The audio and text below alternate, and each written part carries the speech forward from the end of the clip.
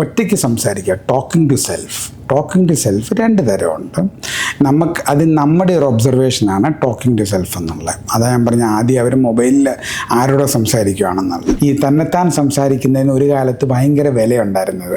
കാരണം അതൊരു മേജർ മാനസിക അസുഖത്തിൻ്റെ ലക്ഷണമായിരുന്നു. ആദ്യത്തെ പ്രാവശ്യം ഒരു പാനിക് അറ്റാക്ക് വരുമ്പോൾ സാധാരണ കാർഡിയാക് ഐസിയുവിൽ അഡ്മിറ്റ് ആവും, ആണുങ്ങളാണെങ്കിൽ പ്രത്യേകിച്ചും. പാനിക് എപ്പിസോഡ് എന്ന് പറഞ്ഞാൽ ഒരു അക്യൂട്ട് ആങ്സൈറ്റിയാണ്.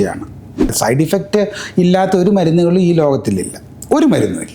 ഈ ഡിപ്രഷൻ ആസ് എ സിംറ്റം, ഒരു ലക്ഷണം എന്ന നിലയിൽ പല രോഗങ്ങളിൽ വരാം. ഡിപ്രഷൻ എന്ന വാക്ക് നമ്മൾ ഉപയോഗിക്കുന്നത് 3 തരത്തിലാണ്. ഡിപ്രഷൻ എന്ന് പറയുന്നത് നമുക്ക് എല്ലാവർക്കും ഉണ്ടാകുന്ന ഒരു ഭാവമാണ്.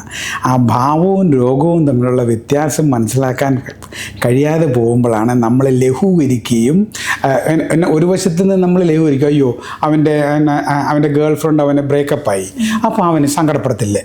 പലരും പറഞ്ഞു കേട്ടില്ലേ, അതൊന്ന് ബ്രേക്കപ്പ് ആവുമ്പോൾ അല്ലെങ്കിൽ അമ്മയൊന്ന് വഴക്ക് പറഞ്ഞ, ടീച്ചർ വഴക്ക് പറഞ്ഞ, മാർഗ് പറഞ്ഞ, ഒരുപക്ഷെ അതൊരു വിഷമമായിരിക്കാം അവർക്ക് ആദ്യം ഉണ്ടാവുന്നത്. പക്ഷെ പലരും വളരെ ലാഘവത്തോട് പറയാറുണ്ട് എനിക്ക് ഡിപ്രഷനാണ് എന്ന്. എന്നാൽ ഈ ഡിപ്രഷൻ്റെ പീക്ക് ലെവൽ സ്റ്റേജ് അനുഭവിക്കുന്നവരും ഉണ്ടാവും. അപ്പോൾ എന്താണ് ശരിക്കും ഡിപ്രഷൻ എന്ന് പറഞ്ഞാൽ? റൈറ്റ്, അത് ഞാൻ ഈ ടെമ്പറേച്ചർ പറഞ്ഞാലാണ്. ഓക്കെ, ഡിപ്രഷൻ എന്ന് പറയുന്നത് നമുക്ക് എല്ലാവർക്കും ഉണ്ടാകുന്ന ഒരു ഭാവമാണ്. ആ ഭാവവും രോഗവും തമ്മിലുള്ള വ്യത്യാസം മനസ്സിലാക്കാൻ കഴിയാതെ പോകുമ്പോഴാണ് നമ്മൾ ലഘൂകരിക്കുകയും, ഒരു വശത്ത് നിന്ന് നമ്മൾ ലഘൂകരിക്കും, അയ്യോ അവൻ്റെ ഗേൾ ഫ്രണ്ട് അവനെ ബ്രേക്കപ്പായി, അപ്പോൾ അവന് സങ്കടപ്പെടത്തില്ലേ. നല്ല ഡിപ്രഷൻ അടിച്ച് ആത്മഹത്യയെക്കുറിച്ച് ആലോചിക്കുന്നതിനെ കുറിച്ചാണ് പറയുന്നത്, അത് നോർമലല്ലേ എന്ന രീതിയിൽ അങ്ങനെ നോർമലൈസ് ചെയ്യും ഒരു വശത്ത്. മറുവശത്ത് ഈ പറഞ്ഞ കുട്ടികൾ ഞാൻ ഡിപ്രഷനിലാണ് എന്ന രീതിയിൽ, എൻ്റെ മാർക്ക് ഇച്ചിരി കുറഞ്ഞു പോയി, ഞാൻ ഡിപ്രഷനിലാണ് എന്ന് പറഞ്ഞ് മറ്റൊരു തരത്തിൽ അതിനെ ലഘൂകരിക്കും. ഈ രണ്ടു വശത്തു നിന്നുള്ള ലഘൂകരിക്കലുണ്ടാകാറുണ്ട്. അപ്പം അതിനെ നമുക്ക് ഏറ്റവും, നമ്മളൊരു ഡിപ്രസോമീറ്റർ നമുക്കില്ല. ഒരു ഡിപ്രസോമീറ്റർ ഉണ്ടായിരുന്നെങ്കിൽ വളരെ എളുപ്പമായിരുന്നു. മെഷർ ചെയ്ത് പറഞ്ഞാൽ മതി, ഇതിന് താഴെ 99 താഴെ, അപ്പം നോർമലാണ്, 102 ഉണ്ട് കേട്ടോ, അപ്പോൾ ഡിപ്രഷൻ നമുക്കിതിനെ ചികിത്സിക്കണമെന്ന് പറയാൻ അങ്ങനെയൊന്നും ഇല്ലാത്ത കൊണ്ട് നമുക്കപ്പം 3 വാക്കുകൾ തമ്മിലുള്ള വ്യത്യാസം, 3 വാക്കുകളല്ല, ഡിപ്രഷൻ എന്ന വാക്ക് നമ്മൾ ഉപയോഗിക്കുന്നത് 3 തരത്തിലാണ്. ഒന്ന്, ഡിപ്രഷൻ ആസ് ആൻ ഇമോഷൻ. മനസ്സിലായോ? ഇപ്പം എൻ്റെ ഒരു പേഷ്യൻ്റ് വന്ന് പറഞ്ഞു, അയ്യോ ഡോക്ടറിൻ്റെ മരുന്ന് കഴിച്ചിട്ട് ഒരു വ്യത്യാസമില്ല.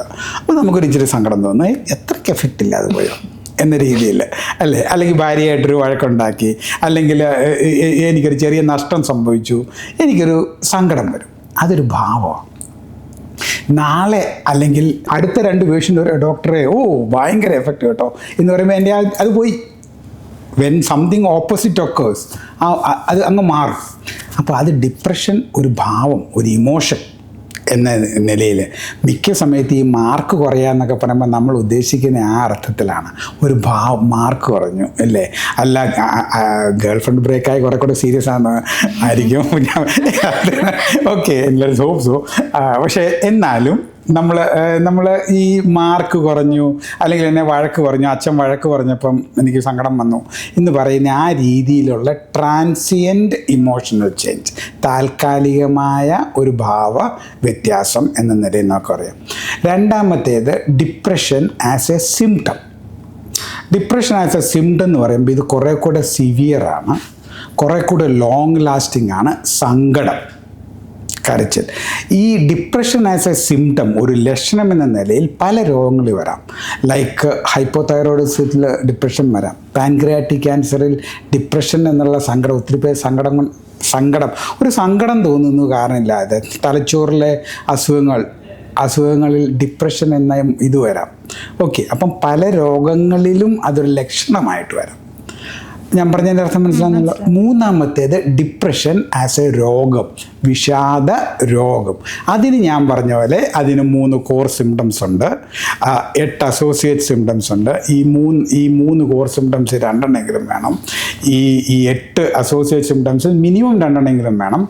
അങ്ങനെ വെച്ച് 4 symptom for most of the time, ഒരു ദിവസത്തിൽ കൂടുതൽ സമയം, 2 ആഴ്ചയിൽ കൂടുതൽ ദിവസങ്ങളുണ്ടാകുമ്പോൾ നമ്മളതിനെ ഡിപ്രഷൻ അല്ലെങ്കിൽ ഡിപ്രസീവ് എപ്പിസോഡ് അല്ലെങ്കിൽ വിഷാദ രോഗം എന്ന് പറയും.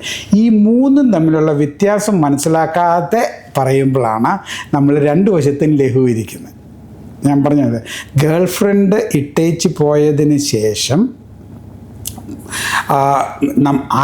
ആരോടും മിണ്ടാതെ നമ്മൾ മുറിക്കകത്ത് കയറി കതകടച്ചിരിക്കുകയും കരച്ചിലും ബഹളവും ഒക്കെ ഉണ്ടാകും, ഉറക്കമില്ല, വിശപ്പില്ല, മരണത്തെക്കുറിച്ച് സീരിയസ് ആയിട്ട് ആലോചിക്കുന്നു, ഒരു ഹെൽപ്ലെസ്നെസ്, ഇനി മുമ്പോട്ട് പോയിട്ട് ഹോപ്പൊന്നുമില്ല, ഇങ്ങനെയൊക്കെ തന്നെ ആയിരിക്കും, ഒന്നിലും കോൺസെൻട്രേറ്റ് ചെയ്യാൻ പറ്റുന്നില്ല, ഒന്നും ക്ലാസ്സിൽ പോകാൻ ഇൻട്രസ്റ്റ് ഇല്ല, ഒരു എനർജി ഇല്ല, ഇത്രയൊക്കെ പറയുന്ന ഒരു പയ്യന് വിഷാദ രോഗമാണ്.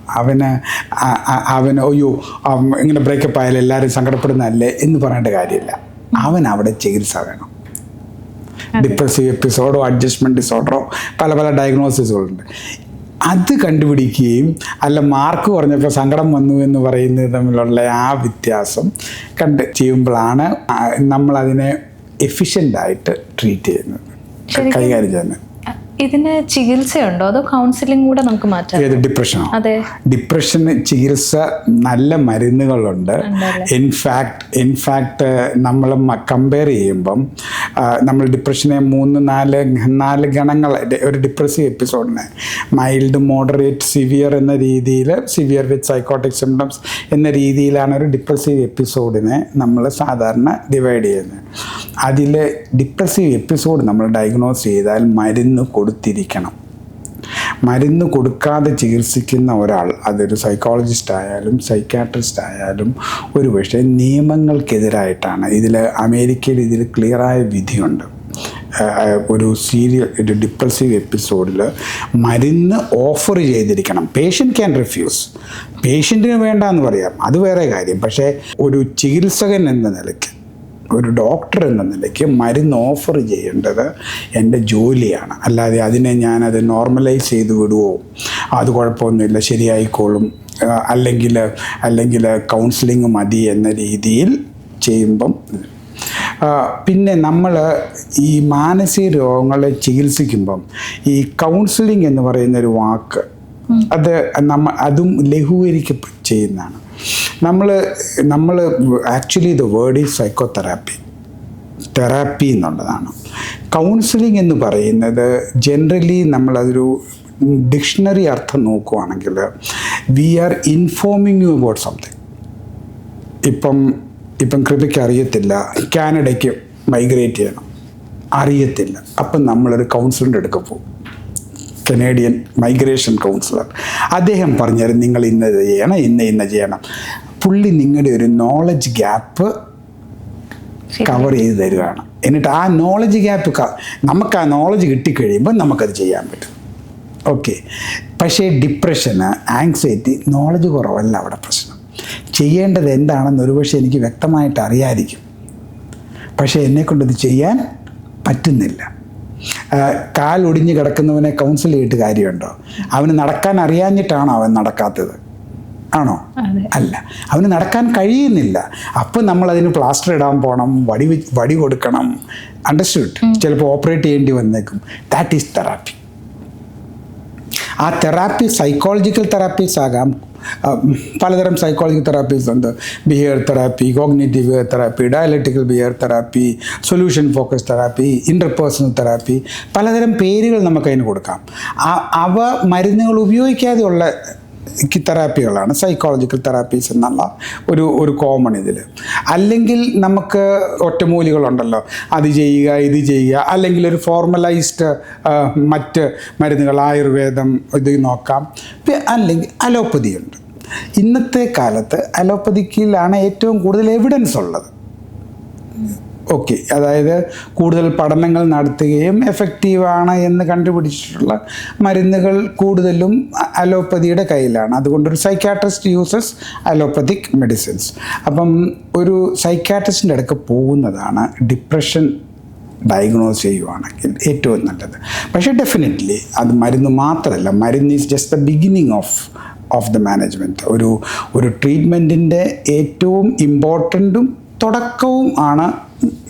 പക്ഷെ അതിനൊപ്പം തന്നെ നമുക്ക് ബാക്കി സപ്പോർട്ടീവ് കെയർ വേണ്ടി വരും.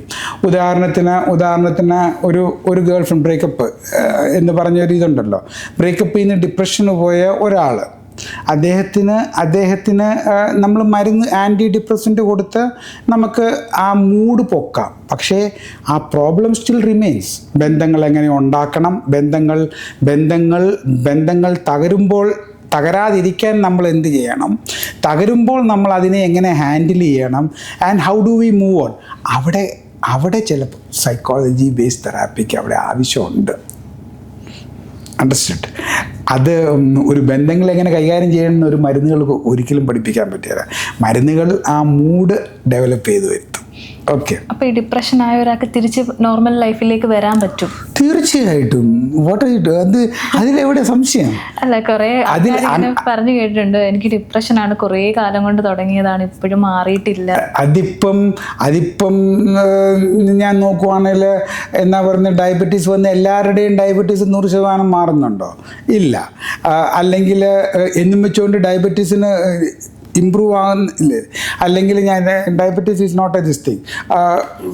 നമുക്ക് ഒരു ഇൻഫെക്ഷൻ വന്ന ഒരാൾ, എല്ലാവരും ഇൻഫെക്ഷൻ മാറുന്നുണ്ടോ? ഉണ്ടോ? ഇല്ല. ചിലരുടെ അത് കൂടും, ചിലരുടെ നിൽക്കും. പക്ഷെ അതൊരു സ്മോൾ പെർസെൻറ്റേജ് ആണ്.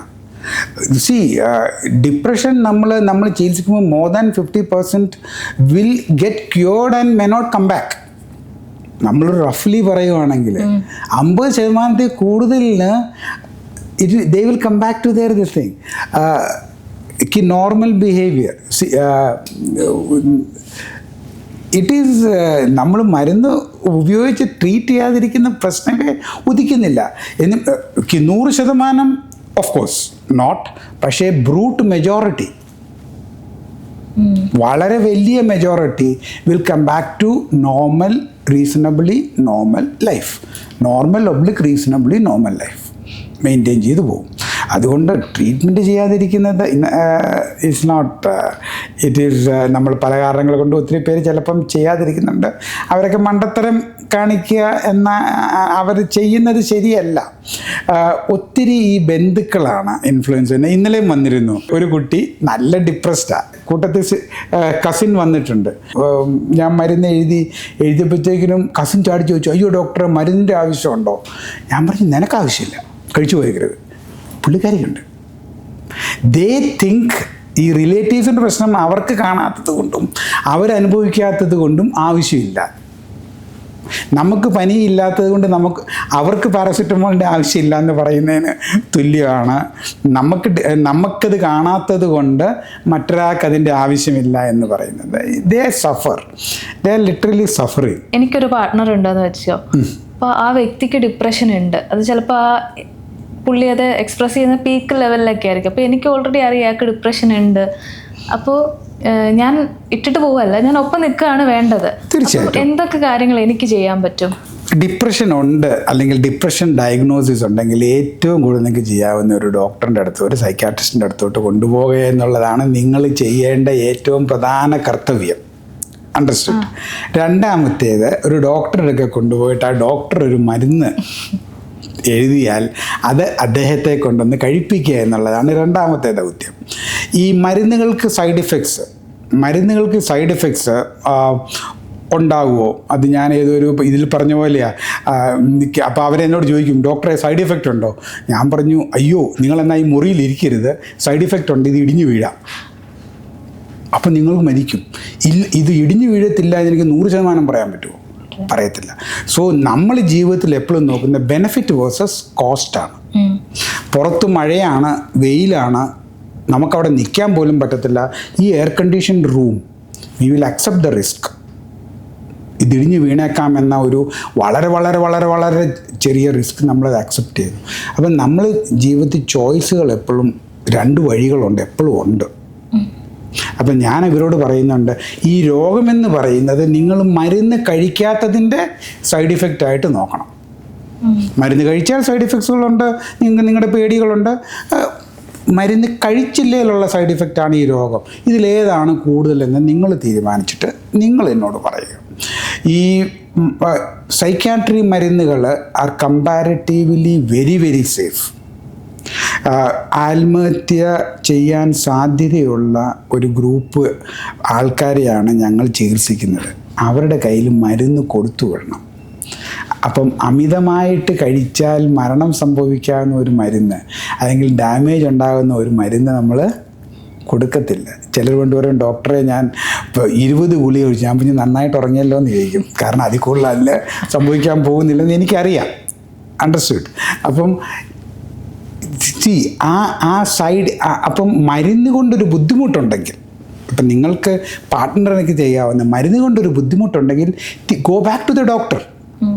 അയ്യോ ഡോക്ടറെ, ആ കൊടുത്ത മരുന്ന് കൊണ്ട് ഇന്ന ബുദ്ധിമുട്ടുണ്ട്, ഹി വിൽ ചേഞ്ച് ഇറ്റ്. അത് ഡോക്ടറിൻ്റെ ജോലിയാണ്. സൈഡ് ഇഫക്ട്സ് അല്ലെങ്കിൽ നിങ്ങൾക്ക് ടോളറേറ്റ് ചെയ്യാൻ പറ്റുന്നില്ലാത്ത രീതിയിലുള്ള ഒരു സൈഡ് ഇഫക്റ്റ് ഉണ്ടെങ്കിൽ, സൈഡ് ഇഫക്റ്റ് ഇല്ലാത്ത മരുന്നുകളില്ല ഈ ലോകത്ത്. ഓക്കെ, ഒന്നുമില്ല. ഈ കപ്പ തിന്നാൽ പോലും നമ്മളെല്ലാവരും കഴിക്കുന്ന ഒരു ഭക്ഷണമാണ് കപ്പ. കപ്പ തിന്നാൽ പാൻക്രിയാറ്റൈറ്റിസിനുള്ള ചാൻസ് കൂടും. അതുകൊണ്ട് നമ്മൾ ആരെങ്കിലും കപ്പ കഴിക്കുന്നത് നിർത്തിയിട്ടുണ്ടോ? ഇല്ല. കാരണം അതൊരാവശ്യമാണ്. എന്ന് പറയുന്ന പോലെ സഹിക്കാൻ പറ്റത്തില്ലാത്ത സൈഡ് ഇഫക്റ്റിനെയാണ് ഞാൻ ഉദ്ദേശിക്കുന്നത്. അല്ലാതെ സൈഡ് ഇഫക്റ്റ് ഇല്ലാത്ത ഒരു മരുന്നുകളും ഈ ലോകത്തിലില്ല. ഒരു മരുന്നുമില്ല, ഒന്നുമില്ല രാത്രി. അപ്പം സഹിക്കാൻ പറ്റത്തില്ലാത്തൊരു സൈഡ് ഇഫക്റ്റ് ഉണ്ടെങ്കിൽ നമ്മൾ ഡോക്ടറുടെ അടുത്ത് തിരിച്ചു പോകണം. എന്ത് മരുന്നുകളാണെങ്കിലും ഇന്നത്തെ കാലത്ത് 10, 50, 60 മരുന്നുകൾ കാണും. ഒരെണ്ണം നിങ്ങൾക്ക് സൂട്ട് ചെയ്തില്ലെങ്കിൽ അതേ പ്രവർത്തനമുള്ള എന്നാൽ വേറെ സൈഡ് ഇഫക്റ്റ് പ്രൊഫൈലുള്ള മറ്റൊരു മരുന്ന് ഡോക്ടർ തരും. ഉദാഹരണത്തിന് ഡിപ്രഷൻ ആൻറ്റി ഡിപ്രസൻ്റ് എന്ന് പറയുന്ന ഗ്രൂപ്പുണ്ട്. അതിനകത്ത് ചില മരുന്നുകൾ നിങ്ങൾക്ക് ഉറക്കം കൂട്ടും, ചില മരുന്നുകൾ നിങ്ങളുടെ ഉറക്കം കുറയ്ക്കും, ചില മരുന്ന് വിശപ്പ് കൂട്ടും, ചില മരുന്ന് വിശപ്പ് കുറയ്ക്കും. അപ്പം നിങ്ങൾ ചെല്ലുന്ന കംപ്ലയിൻ്റ് അനുസരിച്ച്, ഇപ്പം നിങ്ങൾ ചെല്ലുക ഡോക്ടറെ ഉറക്കമില്ല, വിശപ്പ് ഒട്ടുമില്ല എന്ന് പറയുകയാണെങ്കിൽ ചിലപ്പം വിശപ്പ് സൈഡ് ഇഫക്റ്റ് ആയിട്ടുള്ള, കൂടുതൽ സൈഡ് ഇഫക്റ്റ് ആയിട്ടുള്ള മരുന്നുകൾ ഡോക്ടർ സെലക്ട് ചെയ്യും. അപ്പോൾ അതൊരു ഡോക്ടർ, അതിനാണല്ലോ ഒരു ഡോക്ടർ. അല്ലെങ്കിൽ നമുക്ക് ഇൻ്റർനെറ്റിൽ കയറി എഴുതിയാൽ മതിയല്ലോ, ഒരു മരുന്നെടുത്താൽ മതിയല്ലോ. ഈ സൈഡ് ഇഫക്റ്റ് പ്രൊഫൈലും ഒരു പേഷ്യൻറ്റിൻ്റെ പ്രൊഫൈലും കൂടെ മാച്ച് ചെയ്ത്, അതുപോലെ തന്നെ പേഷ്യൻറ്റിൻ്റെ സിംറ്റം പ്രൊഫൈലും കൂടെ, സിംറ്റംസ് എന്തൊക്കെയാണെന്ന്, ലക്ഷണങ്ങൾ എന്തൊക്കെയാണെന്ന് നോക്കി അതനുസരിച്ച് സൈഡ് ഇഫക്റ്റ് പ്രൊഫൈലുള്ള ഒരു മരുന്ന് സെലക്ട് ചെയ്യുന്നതിലാണ് ഒരു ഡോക്ടറിൻ്റെ വിജയം. അണ്ടർസ്റ്റാൻഡ്? ഒരു ഡോക്ടറിൻ്റെ റിക്വയർമെൻറ്റും അതാണ്. അതുപോലെ വരുന്നൊരു ടൈമാണ് ആൻസൈറ്റി. അതെന്താണ്? ഉത്കണ്ഠ ഞാൻ പറഞ്ഞല്ലോ, ഉത്കണ്ഠ ടെമ്പറേച്ചറിനേക്കാളും നോർമലായൊരു സാധനമാണ്. ഓക്കെ, നമുക്ക് ഈ ഉത്കണ്ഠ എന്ന് പറയുന്ന 0 മുതൽ അങ്ങ് ഇരിക്കപ്പുറതി ഇല്ലാതെ റെസ്റ്റ്ലെസ് ആയിട്ട് നടക്കുന്ന ഒരു മനുഷ്യൻ്റെ ആങ്സൈറ്റി ഉണ്ടല്ലോ, അതുവരെ അതൊരു കണ്ടിന്യൂ ആണ്, ടെമ്പറേച്ചർ പോലെ.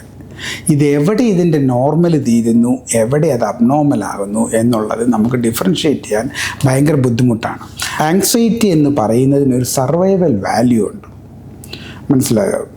തമാശയായിട്ട് പറയുവാണെങ്കിൽ നമ്മുടെ പ്രപിതാവന്മാരുണ്ടല്ലോ, കാട്ടിൽ ജീവിച്ചവർ, നല്ലപോലെ ഭക്ഷണം കഴിച്ചു, നല്ല ഇതൊക്കെ വെള്ളം കുടിച്ചു, സമാധാനമായിട്ട് നിലത്ത് കിടന്ന് ഉറങ്ങിയ, ഒരു ഉത്കണ്ഠയില്ലാതെ നിലത്ത് കിടന്നുറങ്ങിയ എല്ലാവരെയും പുലി പിടിച്ചുകൊണ്ട് പോയി.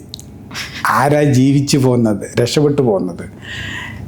എല്ലാം നന്നായിട്ട് പോകുമ്പോഴും ഏത് മരത്തിൻ്റെ പുറകിലാണ് പുലി ഇരിക്കുന്നത് എന്ന ഉത്കണ്ഠയും കൊണ്ട് നടന്ന് എല്ലാ മരങ്ങളുടെയും നോക്കി നടന്നവനാണ് രക്ഷപ്പെട്ടു പോയത്. അവരുടെ മക്കളാണ് നമ്മൾ. ഉത്കണ്ഠയ്ക്ക് ഒരു ബയോളജിക്കൽ സർവൈവൽ വാല്യൂ ഉണ്ട്. ഉത്കണ്ഠ ഇല്ലാതിരിക്കുന്നതല്ല. നാളെയെക്കുറിച്ച് ഉത്കണ്ഠ ഇല്ലാത്തവൻ ഇന്ന് അധ്വാനിക്കത്തില്ല. പരീക്ഷയെക്കുറിച്ച് ഉത്കണ്ഠയില്ലാത്ത കുട്ടി പഠിക്കത്തില്ല. അണ്ടർസ്റ്റുഡ്? അപ്പോൾ ഉത്കണ്ഠ ഒരു ആവശ്യമാണ്. അത് അമിതമായിട്ട് നമ്മുടെ പ്രവർത്തനത്തെ തന്നെ നിർത്തിവെക്കപ്പെടുന്ന ഒരു രീതിയിലാകുമ്പോഴാണ് നമ്മളതിനെ അസുഖം എന്ന് വിളിക്കുന്നത്. ഉദാഹരണത്തിന് കൈ കഴുകുക എന്ന് നമ്മൾ പറയും അല്ലേ? ഒബ്സസീവ് ഡിസോർഡറെ കുറിച്ച് അറിയാമല്ലോ. കൈ പല പ്രാവശ്യം കഴുകും. കൈ കഴുകാതിരിക്കുന്നതാണോ നോർമൽ? അല്ലെന്ന് പറയാം. അല്ല, കാരണം കൈ കഴുകിയില്ലെങ്കിൽ ഉള്ള ബാക്ടീരിയ മുഴുവൻ നമ്മുടെ കയ്യിൽ വഴി കയറി വന്ന് കൈ കഴുകാത്തൊരു ഡോക്ടർ ഇൻഫെക്ഷൻ രോഗിക്ക് കൊടുക്കും. കൈ കഴുകാതെ നമ്മൾ ഭക്ഷണം കഴിക്കുവാണെങ്കിൽ ഗ്യാസ്ട്രോഎൻട്രൈറ്റിസ് ഉണ്ടാകും. അപ്പം കൈ കഴുകാതിരിക്കുന്നതല്ല നോർമൽ. കൈ കഴുകേണ്ടത് ആവശ്യമാണ്. പക്ഷേ കഴുകിയ ശേഷം പോലും പിന്നെയും കൈ കഴുകിയിട്ട് പോരാ എന്ന് ചോദിച്ച് തിരിച്ചു പോയി എന്ന ഉത്കണ്ഠ വന്ന് തിരിച്ചു പോയിട്ട് പിന്നെയും കഴുകി തിരിച്ചു വരുമ്പോൾ അല്ല അവിടെ കൈയുടെ ഈ അറ്റം കഴുകിയായിരുന്നോ എന്നൊരു രീതിയിൽ നമുക്ക് ആ കൈകഴുക്ക് നിർത്തി ഭക്ഷണം കഴിക്കുന്നതിലോട്ട് മാറാൻ പറ്റാതാവുമ്പോഴാണ് അതിനെ നമ്മൾ അസുഖമെന്ന് പറയുന്നത്. സോ ഉത്കണ്ഠകളും എല്ലാത്തരം ഉത്കണ്ഠകളും രോഗമല്ല. സം പ്ലേസസ് ആർ കടുവ മുമ്പിൽ വന്ന് നിന്നാൽ ടെൻഷൻ തോന്നുന്നത് വലിയ ബുദ്ധിമുട്ട് ഇതല്ല. പരീക്ഷ വരുമ്പം ഒരുപക്ഷെ അതിനുള്ള ഏറ്റവും നല്ല കൺസെപ്റ്റ് ന്യൂറോസിസ് എന്ന് പണ്ട് നമ്മൾ കേട്ടിട്ടില്ലേ, ന്യൂറോട്ടിക് എന്ന വാക്ക്. അതിൻ്റെ ഞാൻ വായിച്ചൊരു ഡെഫിനിഷനാണ് ഒരുപക്ഷെ അതിൻ്റെ ഏറ്റവും നല്ലത്. ഈ ഉത്കണ്ഠകളെ നമ്മൾ അബ്നോർമലായിട്ട് കാണുന്ന എപ്പോഴാന്ന് വെച്ചാൽ ആ ഉത്കണ്ഠയിൽ നിന്നുണ്ടാകുന്ന നമ്മുടെ പ്രവർത്തനങ്ങൾ ആ ഉത്കണ്ഠയുടെ കാരണം കുറയ്ക്കാതിരിക്കുമ്പോൾ നമുക്കതിനെ ന്യൂറോസിസ് അല്ലെങ്കിൽ ഉത്കണ്ഠ രോഗമെന്ന് പറയാം. ഉദാഹരണം പറയുമ്പോൾ മനസ്സിലാവും. പരീക്ഷ വരുന്നുണ്ട്, എനിക്ക് ടെൻഷനാണ്, ഓക്കെ, എനിക്ക് ഉത്കണ്ഠയാണ്. അബ്നോർമലല്ല, നോർമൽ. പക്ഷേ അപ്പം ആ പരീക്ഷയെക്കുറിച്ച് എനിക്ക് ഉത്കണ്ഠയുണ്ടെങ്കിൽ ഞാൻ എന്താണ് ചെയ്യേണ്ടത്? ആ ഉത്കണ്ഠയിൽ നിന്ന് ചെയ്യേണ്ട ശരിയായ പ്രവൃത്തി എന്താണ്? ഞാൻ പഠിക്കണം. അപ്പോഴല്ലേ ആ ഉത്കണ്ഠ കുറയത്തുള്ളൂ. പക്ഷേ അതിന് പകരം ഞാൻ എനിക്ക് ഭയങ്കര ഉത്കണ്ഠ, ഞാനൊന്ന് റിലാക്സ് ചെയ്യട്ടെ എന്ന് പറഞ്ഞ് ഞാൻ TV കാണാൻ പോകുന്നു. ഞാൻ നാളെ മുതൽ പഠിച്ചോളാം, ഇന്നൊന്ന് റിലാക്സ് ചെയ്തിട്ട് TV കാണട്ടെ. അപ്പം അതുകൊണ്ട് എൻ്റെ ഉത്കണ്ഠയ്ക്ക് കാരണം കുറയുമോ? ഇല്ല. So that becomes A abnormal thing. ആ ഉത്കണ്ഠയിൽ നിന്നുണ്ടാകുന്ന പ്രവൃത്തിയും അപ്പം നമ്മളതിനെ ന്യൂറോസിസ് എന്ന വാക്കുകൊണ്ട് ഉത്കണ്ഠ രോഗങ്ങൾ എൻ്റെ ഒരു ലക്ഷണം എന്ന നിലയിൽ നമ്മളതിനെ കാണും. സോ അൾട്ടിമേറ്റ്ലി ഉത്കണ്ഠ ഉണ്ടാകുന്നതിലല്ല അബ്നോർമൽ, നമ്മൾ ചെയ്യുന്ന പ്രവൃത്തികളും അതിനോടുള്ള റെസ്പോൺസും ആ ഉത്കണ്ഠയുടെ കാരണം കുറയ്ക്കണം. ഡോക്ടർ, ഇപ്പോൾ അതുപോലെ ഈ ആൻസൈറ്റി കാരണം പാനിക് അറ്റാക്ക് വരിക, അങ്ങനൊരു വാക്കുണ്ട്, പാനിക് അറ്റാക്ക് എന്ന് പറയുന്ന ഒരു വാക്കുണ്ട്. നമ്മളതിന് പാനിക് എപ്പിസോഡ് അല്ലെങ്കിൽ പാനിക് അറ്റാക്ക് എന്ന് പറയും. പാനിക് എപ്പിസോഡ് എന്ന് പറഞ്ഞാൽ ഒരു അക്യൂട്ട് ആങ്സൈറ്റിയാണ്. അതിഭയങ്കരമായ അത് അനുഭവിച്ചിട്ടില്ലെങ്കിൽ നമുക്കത് ഡിസ്ക്രൈബ് ചെയ്ത് പറയാൻ പറ്റുന്നത് ഇങ്ങനെ പെട്ടെന്ന് അങ്ങോട്ടൊരു ക്രസൻറ്റോ പോലെ, കാരണമൊന്നുമില്ല. ചിലപ്പോൾ ശാന്തമായിട്ട് ഇരിക്കുമ്പോഴായിരിക്കും, ചിലപ്പം ഇത് ചെയ്യുമ്പോഴായിരിക്കും, നമ്മൾ റിലാക്സ് ചെയ്തിരിക്കുന്ന നേരത്തായിരിക്കും, ഒരു ബസ് കാത്ത് നിൽക്കുമ്പോഴായിരിക്കും. നമുക്കങ്ങനെ ഒരു ഉത്കണ്ഠയ്ക്കൊരു കാരണമില്ലാത്ത സമയത്ത് അല്ലെങ്കിൽ ഒരു ട്രിഗറിങ് ഫാക്ടർ പോലും ഇല്ലാത്ത സമയത്ത് നമ്മൾ സഡൻ അങ്ങോട്ട്, ക്ലാസിക്കൽ പാനിക് അറ്റാക്കിൻ്റെ കാര്യമാണ് ഞാൻ പറയുന്നത്, അതിങ്ങനെ സഡനായിട്ട് ആങ്സൈറ്റി അങ്ങോട്ട് കൂടും. ഹൃദയം കടന്ന് ഇടുക്കി ഇപ്പം പുറത്തോട്ട് വരുന്ന പോലെ നമുക്കിത് വറ്റി വരാം. അതിന് പല ലക്ഷണങ്ങളുണ്ട്. ശ്വാസമില്ലാത്ത പോലെ തോന്നാം, തല കറങ്ങി വീഴുമെന്ന് തോന്നും, അങ്ങനെ പല ലക്ഷണങ്ങൾ. ഓക്കെ, അപ്പം ആദ്യത്തെ പ്രാവശ്യം ചിലപ്പോൾ ഈ പാനിക് അറ്റാക്ക് ഹാർട്ട് അറ്റാക്കുമായിട്ടാണ് മിസ്ഡയഗ്നോസ് ചെയ്യുന്നത്. അപ്പം അതുപോലെ വന്നിട്ട് ഇപ്പം മരിക്കും, അല്ലെങ്കിൽ ഇപ്പം തലകറങ്ങി വീഴും, ഇപ്പം ഭ്രാന്തായി പോകും എന്ന രീതിയിലുള്ള ഒരു ഭയങ്കര ഒരു ആങ്സൈറ്റിയാണ്. കൂട്ടത്തിൽ ഈ ലക്ഷണങ്ങളൊക്കെ കൈ വിയർക്കാം, കൈ വിറയ്ക്കാം, കൈ തണുക്കാം, ഈ അങ്ങനത്തെ ലക്ഷണങ്ങൾ ചേർന്ന് ശ്വാസം നിലയ്ക്കാം, ഹൃദയമിടിപ്പ് ഭയങ്കരമായിട്ട് കൂടും, ഹാർട്ട് അടയ്ക്കും, ചുണ്ടുണങ്ങും, ശ്വാസം എടുക്കാൻ പറ്റത്തില്ല, ഓക്കെ, തല കറങ്ങും, കണ്ണിലെ വിഷൻ ഇത് ചെയ്യും. ഇതൊക്കെ ഉണ്ടിട്ട് ഒരു 10-15 മിനിറ്റ് കഴിയുമ്പോൾ അതിങ്ങനെ അത് ഭയങ്കരമായിട്ട് കൂടും. എന്നിട്ട് കൂടിയേച്ച് ഒരു 10-15 മിനിറ്റിനും അതങ്ങ് താന്ന് 15-30 മിനിറ്റിനും അങ്ങ് താന്നങ്ങോട്ട് പോകും. വരുന്നതിനും കാരണമില്ല, പോകുന്നതിനും ഒരു കാരണമില്ല. അതിനാണ് നമ്മൾ പാനിക് അറ്റാക്ക് എന്ന് പറയുന്നത്. സാധാരണ നല്ല ഉത്കണ്ഠ രോഗത്തിൻ്റെ അല്ലെങ്കിൽ ഒരു നല്ല ഡിപ്രസീവ് രോഗത്തിൻ്റെ ഇടയ്ക്ക് ഇങ്ങനത്തെ പാനിക് അറ്റാക്കുകളുടെ സാധ്യത കൂടുന്നു. എല്ലാ പാനിക് അറ്റാക്കുകളും അബ്നോർമൽ അല്ല. സാധാരണ ഒരു മാസത്തിൽ 2 എണ്ണം വരെ കുഴപ്പമില്ല എന്നുള്ള രീതിയിലാണ്, അതിനെ ചികിത്സിക്കേണ്ട ആവശ്യമില്ല എന്ന രീതിയിലാണ് സാധാരണ സൈക്കാട്രി പുസ്തകങ്ങൾ പറയുന്നത്. ഇപ്പോൾ വല്ലപ്പോഴും ഒരെണ്ണം ഉണ്ടാകുന്ന അബ്നോർമലല്ല, പക്ഷേ അത് പിന്നെയും ഉണ്ടാകുന്നുണ്ട്, കാരണമില്ല എന്ന രീതി വരുമ്പോഴത്തേക്കിനാണ്. അപ്പം ആൾക്കാർ ഈ പേടിച്ചു പോകും. പിന്നെ അവർക്ക് ഒറ്റയ്ക്ക് നിൽക്കാൻ പേടിയാണ്. ഒറ്റയ്ക്ക് എതിരേലും പോയാൽ അങ്ങനെങ്ങാനും വന്ന് തല കറങ്ങി വീണാൽ ഞാൻ എന്ത് ചെയ്യും എന്നത്. അപ്പോൾ ശ്വാസം കിട്ടാതെ അവർക്ക് പുറത്തോട്ട് ഇറങ്ങിയൊക്കെ they will come out of the room and അപ്പം അങ്ങനെ വരാൻ പറ്റത്തില്ലാത്ത ഒരു സിനിമാ തിയേറ്റർ അല്ലെങ്കിൽ ഒരു പള്ളിയിലൊരു അല്ലെങ്കിൽ ഒരു പബ്ലിക് മീറ്റിങ്ങിലൊക്കെ അവർക്ക് പോകാൻ ബുദ്ധിമുട്ടാകാൻ തുടങ്ങും. അവിടെ പോയാൽ തന്നെ അവർ ഒരു ഇറങ്ങിപ്പോകാവുന്ന ഒരു സ്ഥലത്തോട്ട് മാറാൻ തുടങ്ങും. അണ്ടർസ്റ്റുഡ്? അങ്ങനെയൊക്കെ വരുമ്പോഴാണ് നമ്മളതിനെ ചികിത്സിക്കുന്നത്. ഓക്കെ, അതിന് നല്ല നല്ല മരുന്നുകളുണ്ട് ഇന്നത്തെ കാലത്ത്, വളരെ എഫക്റ്റീവ് മരുന്നുകളുണ്ട്. മരുന്ന് വെച്ചത് ശരിയാക്കാനുള്ളൂ. അത് കൗൺസിലിങ്ങും കൊണ്ടോ അല്ലെങ്കിൽ ഇതുകൊണ്ടോ പോകത്തില്ല. കൗൺസിലിങ്ങും കൊണ്ട് ഒരു ഗുണമുള്ള എന്താണെന്ന് വെച്ചാൽ നമുക്കിത് ഇത്രയേ ഉള്ളൂ എന്ന് മനസ്സിലാകും. ആദ്യത്തെ പ്രാവശ്യം ഒരു പാനിക് അറ്റാക്ക് വരുമ്പോൾ സാധാരണ കാർഡിയാക് ഐസിയുവിൽ അഡ്മിറ്റ് ആവും, ആണുങ്ങളാണെങ്കിൽ പ്രത്യേകിച്ചും. ആദ്യത്തേത് അപ്പോൾ എല്ലാം നോർമലാ, ടെസ്റ്റ് എല്ലാം നോർമൽ, ECG നോർമൽ, ട്രോപ്പൈ നോർമലൊക്കെ വരുമ്പോഴാണ് എന്നുള്ളത്. എന്നാലും 24 മണിക്കൂർ ICU കിടക്കും. രണ്ടാമത്തെ വരുമ്പോഴാണ് കാർഡിയോളജിസ്റ്റുമാരും ഒക്കെ ഒരു സൈക്കാട്രിയിലോട്ടൊന്ന് റെഫർ ചെയ്യുന്നത് ഇത് എന്തുകൊണ്ടാണ് എന്നുള്ള രീതിയിൽ. ഒത്തിരി പേർക്കത് ആ സൈക്കാട്രിയിലോട്ടുള്ള റെഫറിൽ അംഗീകരിക്കാൻ ബുദ്ധിമുട്ടുണ്ട്. എന്നാലും the answer lies in psychiatry. ഞാനൊരു ക്വസ്റ്റ്യൻ ചോദിക്കാം, ഇതുമായിട്ട് ബന്ധമുണ്ടോ എന്ന് എനിക്കറിയത്തില്ല. അത് ചോദിച്ചു, മുൻകൂർ ജാമ്യമൊന്നും വേണ്ട. അതെന്താന്ന് വെച്ചാൽ നമ്മൾ ഈ ഉറങ്ങുമല്ലോ, ഉറങ്ങുന്ന ഒരവസ്ഥയിൽ ചിലപ്പോൾ പെട്ടെന്ന് ഇങ്ങനെ ഐസായിട്ട് ഇങ്ങനെ ഇരിക്കും. അതായത് നമുക്ക് കൈയും കാലും ഒന്നും അനക്കാൻ പറ്റത്തില്ല. അതായത് പെട്ടെന്ന് നമുക്ക് ശ്വാസം എടുക്കാൻ പറ്റത്തില്ല, അല്ലെങ്കിൽ നെഞ്ച് കിടന്ന് ഭയങ്കരമായിട്ട് നെഞ്ച് മാത്രം കിടന്നിരിക്കും, ഫുള്ള് നമ്മൾ ഐസായിരിക്കും, നമുക്കൊന്നും ചെയ്യാൻ പറ്റാത്തൊരവസ്ഥ. അത് ഇതുമായിട്ട് എന്തെങ്കിലും ബന്ധമുള്ളതാണോ? Panic attacks can occur during night also. ആണോ? ആകാം. അത് ഞാൻ പറഞ്ഞ ഇങ്ങനെ ഒരു പ്രത്യേക രീതിയിൽ അത് പാനിക് അറ്റാക്ക് ആണെന്നല്ല, അതിന് കുറെ കൂടി ഡീറ്റെയിൽ ആയിട്ട് ചോദിച്ചിട്ട് അത് എത്ര ഫ്രീക്വൻ്റ് ആണ്. ഈ 4 കാല് ഉള്ളത് കൊണ്ട് കസേരയാണെന്ന് പറയുന്ന പോലെയാണ്. കസേരകളല്ലാത്ത പല സാധനങ്ങൾക്ക് 4 കാലുണ്ട്. അതുകൊണ്ട് ഒരു പ്രത്യേക ഇത് വെച്ചിട്ട് നമ്മൾ അത് തന്നെയാണെന്ന് പറയത്തില്ല. അതാണ് ഈ പബ്ലിക്കിന് പലപ്പോഴും പറ്റുന്ന ഒരു അബദ്ധം.